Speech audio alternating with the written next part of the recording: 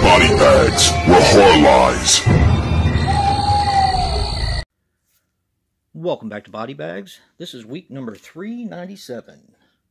I'll be your host, Jason from Horrific Nightmares. I will be filling in this Tuesday, which used to be my normal slot, so it's nice to talk to you guys again. This week it is Karloff versus Lugosi. Now I'm supposed to pick one and pick a movie from them and talk about it a little bit. Now I'm going to pick Boris Karloff, and it's going to be The Crimson Cult. Now, ordinarily, if you ask me to pick between Boris Karloff and Bela Lugosi, it's like picking a child to be your favorite. Both had so much to offer. I guess in the span of the career, I guess I would have to pick Boris Karloff. I mean, Frankenstein is amazing, but I like Bela Lugosi just as much. But I'm going to go with Boris Karloff. Alright, this is also known as The Curse of the Crimson Altar. Now, The Crimson Cult is a 1968 film which runs approximately 89 minutes and is directed by Vernon Sewell. Now, he directed Burke and Hare, Urge to Kill, and Wrong Number. He also passed away on June 21st, 2001 at the age of 97. Now, this stars Boris Karloff as Professor John Marsh. Unfortunately, he passed away on February 2nd, 1969 at the age of 81.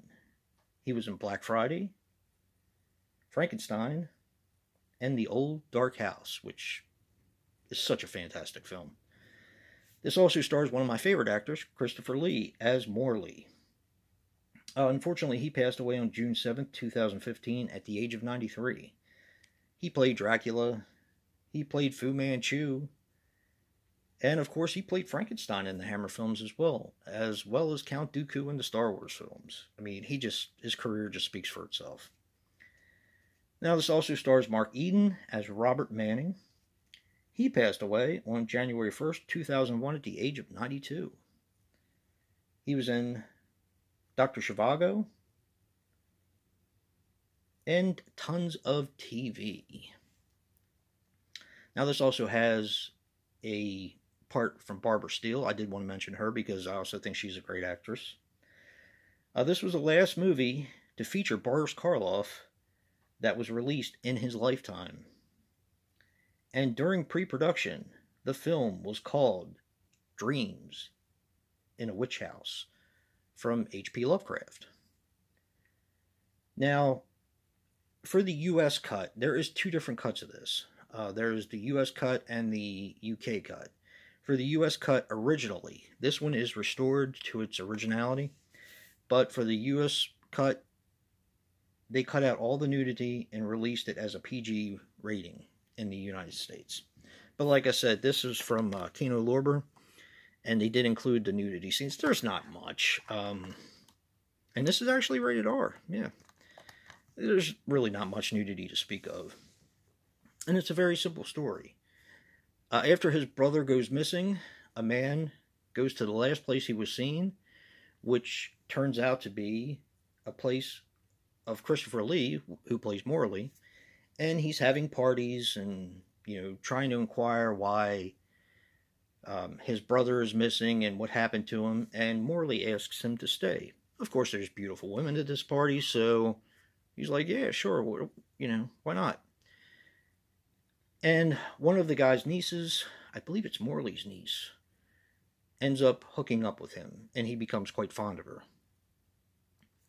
Now, Professor John Marsh, who is, of course, Boris Karloff, is also there to discuss strange things happening in the house. Now, what you come to find out, and I don't want to spoil it, but, there's a reason why it's called Dreams in the Witch House, and the reason why it's called The Crimson Cult. And I think if I don't touch on this, I'm not giving people the full spectrum of the film. There is a room in that house that is performing black magic. And I'll leave it at that. I don't want to give anything else away. But it's pretty cool. The film overall is very atmospheric. Now, I originally saw this on, I think it was either Chiller or AMC. I can't remember. Or not AMC, TCM, Turner Classic Movies. And I really enjoyed it, so I put it on my list of things that I wanted to, buy eventually. And I bought it and I watched it a few days ago. And while I still liked it, it didn't have it. It seemed kind of like a slow burn, a bit long-winded, and it didn't seem like the conclusion was like the payoff just wasn't there. Like I said, I do like the film. I can recommend it because, I mean, you're getting Christopher Lee, you're getting Boris Karloff. I mean, that's worth the price of admission right there.